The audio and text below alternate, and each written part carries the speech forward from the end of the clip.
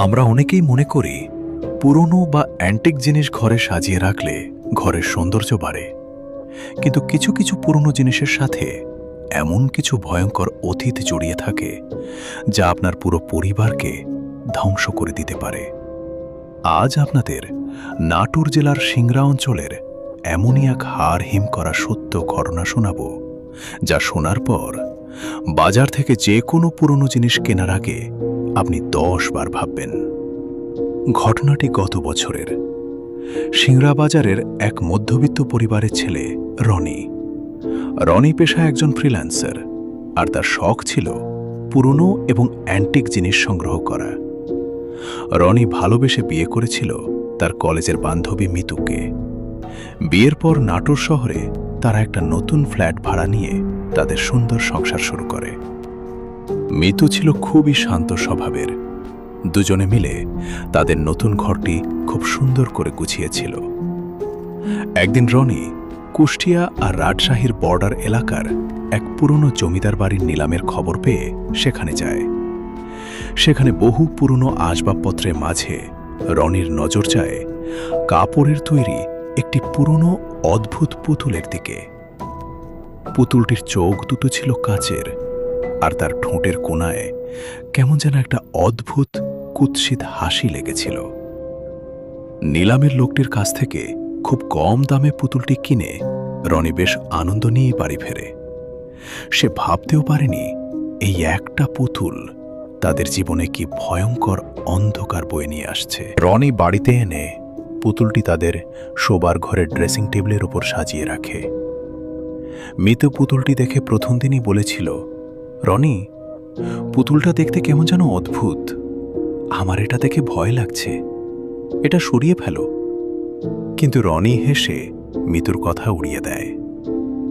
ঠিক তার পরদিন রাত থেকেই মিতুর সাথে অদ্ভুত সব কাণ্ড ঘটতে শুরু করে। রনি যখন গভীর রাতে ল্যাপটপে কাজ করত, মিতু তখন বিছানায় একা ঘুমাত। প্রথম রাতে মিতুর হঠাৎ ঘুম ভেঙে যায় ঘরের ভেতরের একটা অদ্ভুত শব্দে। সে চোখ মেলে দেখে ড্রেসিং টেবিলের আয়নার সামনে রাখা পুতুলটি যেভাবে রাখা হয়েছিল সেভাবে নেই।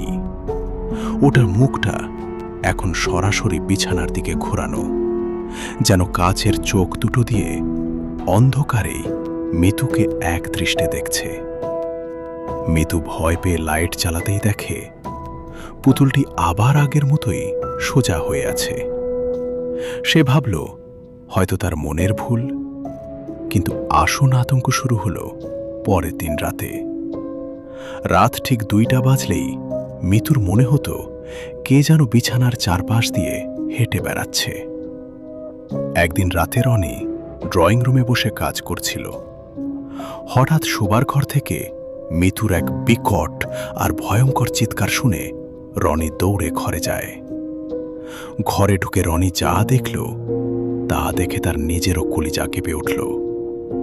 মিতু বিছানার উপর কুঁকড়ে বসে কাঁপছে, আর তার চোখের সামনে ড্রেসিং টেবিলের ওপর থেকে সেই কাপড়ের পুতুলটি নিজে নিজেই মেঝেতে ধপাস করে আছড়ে পড়ল।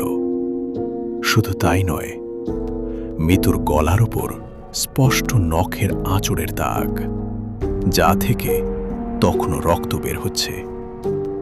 মিতু কাঁদতে কাঁদতে বলল, সে যখন ঘুমাচ্ছিল তখন কেউ একজন তার বুকের ওপর চেপে বসে তার গলা টিপে ধরার চেষ্টা করছিল, আর সেই অবয়বটির মুখটা হুবহু ওই পুতুলটার মতোই কুৎসিত ছিল। রনি আর দেরি না করে পরদিনই পুতুলটি ঘর থেকে বের করে সোজা ডাস্টবিনে ফেলে দিয়ে আসে।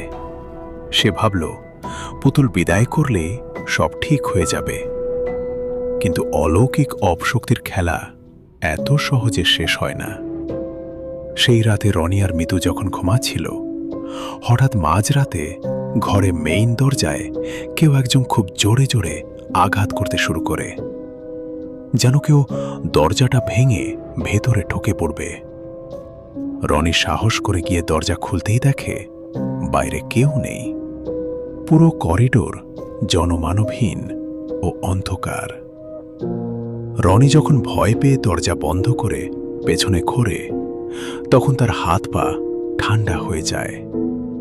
সে দেখে যে পুতুলটি সে সকালে বহু দূরের ডাস্টবিনে ফেলে এসেছিল, সেই অভিশপ্ত পুতুলটি ডাইনিং টেবিলের ঠিক মাঝখানে বসে আছে, আর তার কাচের চোখ দুটো দিয়ে যেন রক্ত গড়িয়ে পড়ছে। ঠিক ওই মুহূর্তে মিতুর শরীর কাঁপতে কাঁপতে সোজা হয়ে দাঁড়ায়। মিতুর চোখ দুটো পুরোপুরি উল্টে কালো হয়ে যায়। সে এক ভয়ঙ্কর বিকট গলায় হাসতে হাসতে রনিকে উদ্দেশ্য করে বলল, আমাদের এখান থেকে বের করার ক্ষমতা তোর নেই। এই বাড়ি এখন আমাদের। এই মেয়ের প্রাণ না নিয়ে আমরা যাব না। কোনো উপায় না পেয়ে রনি তখনই তার এক বন্ধুর মাধ্যমে স্থানীয় এক চেনা হুজুরকে ফোন করে মাঝরাতেই বাড়িতে নিয়ে আসে। হুজুর ঘরে ঢুকেই বুঝতে পারেন ঘরের বাতাস কতটা ভারী আর অপার্থিব শক্তিতে ভরা। হুজুর যখনই মিতুর সামনে দাঁড়িয়ে পবিত্র কুরআন তিলাওয়াত শুরু করলেন, মিতু যন্ত্রণায় চিৎকার করে ঘরের জিনিসপত্র ভাঙতে শুরু করল। হুজুর তীব্র গলায় জিনের অপশক্তিকে ধমক দিয়ে জিজ্ঞেস করলেন, বল, তুই কে? কেন এই পরিবারকে অতিষ্ঠ করছিস? মিতুর মুখ দিয়ে সেই জিনটি বিকট অট্টহাসি দিয়ে বলল, আমি এই পুতুলের ভেতরে থাকা বন্দী আত্মা। ওই জমিদার বাড়ির এক দাসীকে এই পুতুলের ভেতরে কুফুরি কালাং দিয়ে আটকে রাখা হয়েছিল। যে এই পুতুল ঘরে আনবে তার বংশ আমি শেষ করব।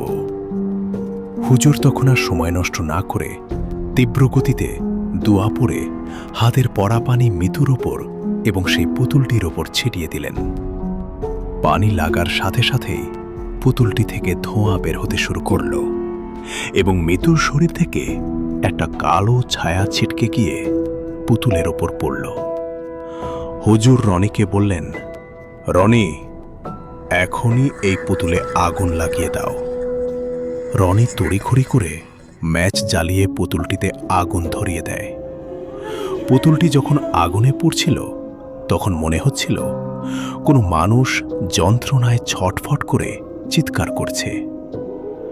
পুতুলটি পুরোপুরি ছাই হয়ে যাওয়ার সাথে সাথেই মিতু জ্ঞান হারিয়ে মেঝেতে পড়ে যায়।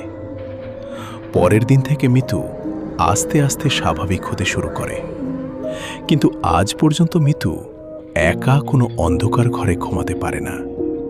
আর রনিও জীবনে কখনো কোনো পুরনো জিনিস ছোঁয়ার সাহস করেনি।